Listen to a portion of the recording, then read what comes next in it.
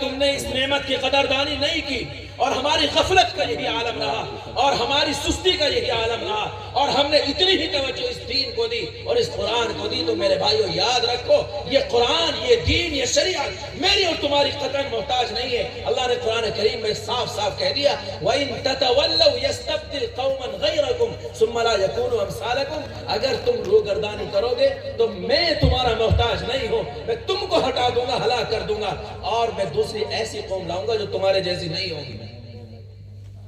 اس لیے میرے بھائیوں، اگر ہم یہ چاہتے ہیں کہ ہماری اولاد غلط کاموں سے بچے، چاہتے ہیں کہ نہیں چاہتے؟ ہاتھ اٹھا کے بتاؤ، کیا آپ یہ چاہتے ہیں ہماری اولاد غلط کاموں سے دور رہے یا نہیں چاہتے؟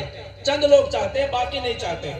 ماشاءاللہ بڑے اچھے لوگ ہیں، یہاں کے لوگ تو بہت شاندار ہیں۔ یہ بات بھی چند ہی لوگ ہیں جو یہ چاہتے ہیں کہ ہمارے بچے غلط راستے پر نہ چلیں، ہمارے بچے نشے کی مصیبت میں مبتلا نہ ہو۔ کون چاہتا ہے؟ ہاتھ اٹھا کے پھر بتاؤ۔ نشے کی لعنت سے ہمارا بچہ بچنا چاہیے کہ نہیں بچنا چاہیے؟ کیا آپ یہ چاہتے ہیں کہ ہمارا بچہ قرآن سے جڑے؟ یہ چاہتے ہیں کہ نہیں چاہتے؟ سنو، آج ہمارا ایمان بھی کمزور اور نہ جانے ہمیں کیا ہو گیا، کہاں ہمارے وہ عظمت رفتہ چلی گئی، کہاں ہماری وہ سوچ اور فکر چلی گئی۔ ہمیں ذرا سا کچھ ہو جائے تو جاتے ہیں مولانا کے پاس، حضرت کسی نے کچھ کروا دیا، تعویذ دے دو۔ اولاد نافرمان ہو جائے، جاتے ہیں مولانا کے پاس، بچے بات نہیں مانتے، تعویذ دے دو۔ جاتے ہیں مولانا کے پاس، داماد ہماری بیٹی کو خوش نہیں رکھتا، ہماری بیٹی کی قدر نہیں کرتا، جاتے ہیں مولانا کے پاس، تعویذ دے دو۔ ہماری بچی کی شادی ہوئی، ساس ہماری بچی کی قدر نہیں کرتی، اس کو گھر میں سکون سے جینے نہیں دیتی، تعویذ دے دو۔ ہر چیز کا حل ہم نے تعویذ میں رکھا ہے۔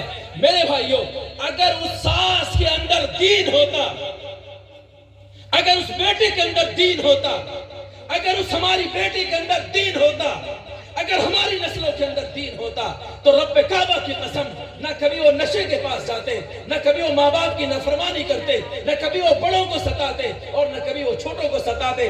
اگر ان کی زندگی میں قرآن ہوتا تو انہوں نے پڑھا ہوتا وَقَضَىٰ رَبُّكَ أَلَّا تَعْبُدُوا إِلَّا إِيَّاهُ وَبِالْوَالِدَيْنِ إِحْسَانًا۔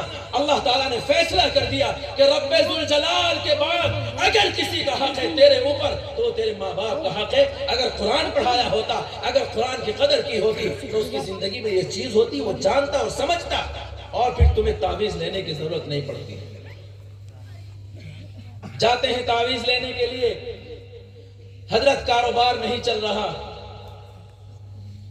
کاروبار میں برکت نہیں ہوتی، رو کر کہتے ہیں کماتا بہت ہوں پر بچتا کچھ نہیں، آتا بہت ہے پر جاتا کہاں ہے کچھ پتا نہیں۔ تعویذ دے دو، ہر چیز کا حل تعویذ میں رکھا ہے۔ ایک صاحب یہی بات لے کر ایک مولانا کے پاس گئے اور جا کر مولانا سے کہا حضرت میری دکان ہے چھوٹی سی، میں اس دکان میں دن بھر بیٹھتا ہوں، کوئی گاہک نہیں آتا، دن بھر دکان میں بیٹھا رہتا ہوں، تھوڑے سے پیسے آتے ہیں، گھر کا خرچہ بھی نہیں چلتا، کوئی تعویذ دے دو۔ مولانا نے کہا بھائی یہ بتا تجھے تعویذ دوں یا تیری بیماری کا حل اور علاج بتا دوں؟ ضرورت تعویذ کی ہے یا بیماری کے علاج کی ضرورت ہے؟ بیماری کے حل کی ضرورت ہے؟ پریشانی آئی کہاں سے ہے یہ جان کر اس پریشانی کو ختم کرنے کی ضرورت ہے، ذرا یہ بتا۔ اس نے کہا جی حضرت چلو علاج ہی بتا دو، بیماری کا حل ہی بتا دو۔ انہوں نے کہا کہ جا یہ عہد کر کے جا، یہ قسم کھا کے جا کہ دکان پر کم نہیں تولوں گا، یہ قسم کھا کے جا گراہک کو دھوکہ نہیں دوں گا، یہ قسم کھا کے جا سامان میں ملاوٹ نہیں کروں گا، یہ قسم کھا کے جا کبھی خراب مال گاہک کو نہیں دوں گا، یہ قسم کھا کے جا خراب مال کو اندر اچھے مال کو اوپر نہیں رکھوں گا، یہ قسم کھا کے جا اور چند دنوں کے بعد آ کے مجھے بتانا۔ وہ صاحب چلے گئے، دکان پر بیٹھ گئے اللہ کا نام لے کر اور حضرت کے بتائے ہوئے طریقے کے مطابق ایمانداری کے ساتھ تجارت کرنے لگے، پورا تولنے لگے، جو دھوکہ لوگوں کو دیا کرتے تھے اس سے توبہ کر لی. چند دنوں میں اللہ تبارک و تعالیٰ کی رحمت متوجہ ہو گئی, اس کی شہرت ہو گئی.